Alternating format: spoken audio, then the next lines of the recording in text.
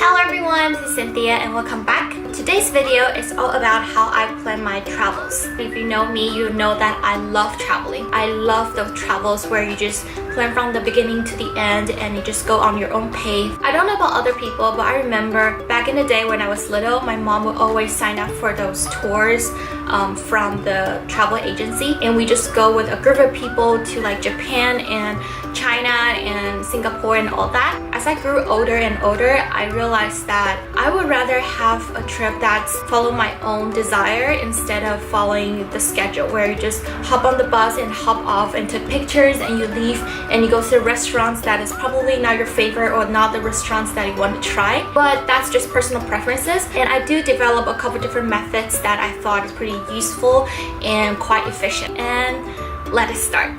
So the first step is obviously to confirm your destinations/location and the duration of the trip, aka how long are you gonna stay in that place. These two are kind of the essential of your trip planning because you have to plan everything else accordingly. Second step is to book your transportation and accommodations. I would put them together because in my experience, sometimes when I book the flight and when I arrive, I will have to wait for a couple hours to be able to check into my Airbnb or hotel, or I have to check out at 11 but my flight is at 5.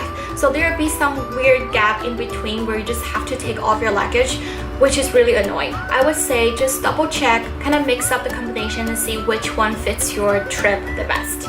I do have a couple different apps that help me do that, and for example, this is called Hopper. So this is what my friend recommended to me. So this app would allow you to track the price of your tickets, and it will tell you whether you have seen a lower price before. So just wait a couple of days, or you should book it now because this is the lowest price we've seen in these couple of weeks. With that being said, this is not necessarily the cheapest price you can see, but at least you will know the trend of the flight ticket. I highly recommend just check that out because that helped me so much and that saves me a lot of money. The websites I use to book my flight, mostly Travelocity or Expedia. As for accommodations, I normally choose Airbnb. It was just fun to talk to local people. It feels that you are living at home and it feels more close to the place that you're visiting.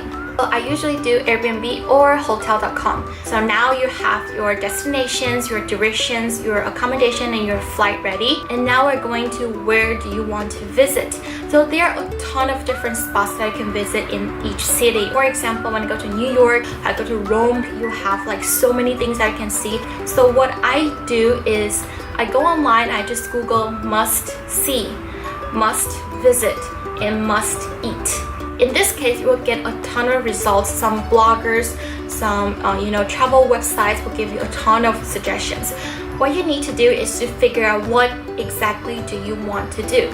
Like for example, I'm not the biggest fan of the sceneries and all that. I like to just walk on the streets and visit all the museums and ancient buildings and all that. I would just choose the recommendations that attracts me the most. You don't necessarily have to follow other people's suggestions.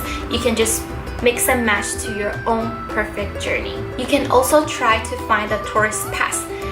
If you're going to the States, I know that San Francisco has a city pass, New York has a city pass, Chicago has one.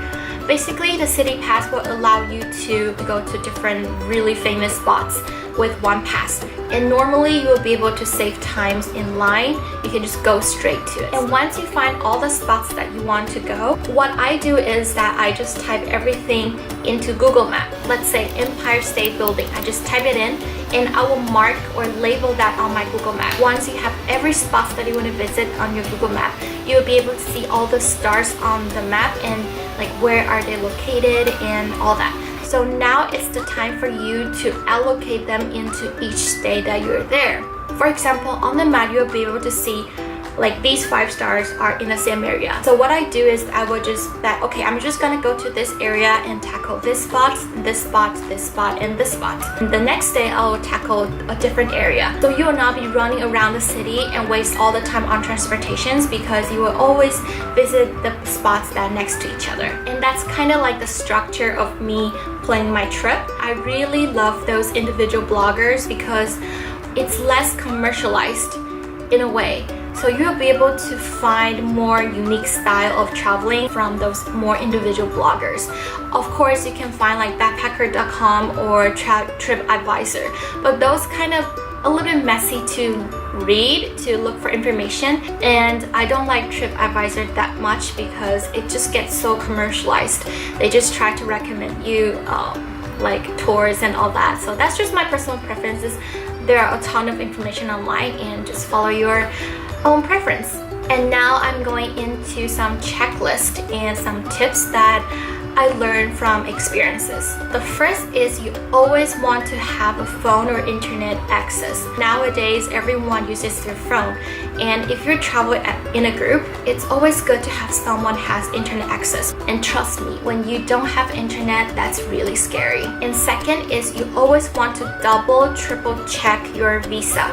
Maybe you will just buy your tickets from an agency that they will just check it for you, but for me, I book all the flight tickets by myself. What I have experienced is that I heard Canada does not require a visa for Taiwanese. However, when I was flying from Chicago to Toronto, they asked for a visa, and I said I don't need a visa because I'm having this, Taiwanese passport. And it turns out that later last year, Taiwanese will have to have the ETA, which means the electronic visa. So what I had to do was to apply for the visa on the spot and then show them that, okay, I have, applied my visa. And that kind of sucks and it's really scary because imagine I'm in another country and I would need a visa that requires like a couple days to process, then I won't be able to go anywhere. Always double, triple check your visa. Next, if you're taking a cheaper flight or cheaper airline, make sure to check your luggage requirements. I do have a really bad experience. I was flying domestically in France. Even though my luggage is in carry-on size, they do limit the carry-on to be 12 kilograms or less. So when I got into the door, they told me that you cannot take this luggage, and the door has closed to check in my luggage, aka I just missed the flight, and that is very sucky. I know cheaper flight might not allow any luggage, you have to pay extra. So sometimes when you book a cheaper flight but you ended up paying actually similar or even more because of the luggage expense. So just keep an eye and do some simple calculations and make sure that you get the most out of your ticket.